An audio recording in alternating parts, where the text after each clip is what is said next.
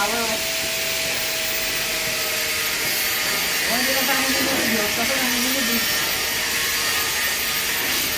Ano ba lang yung dapat i-breaking ka naman? Hindi ko lang ay.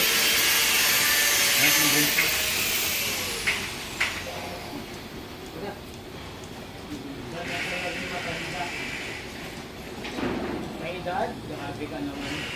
Nakakasakit ka ng damdamin. Ayan na.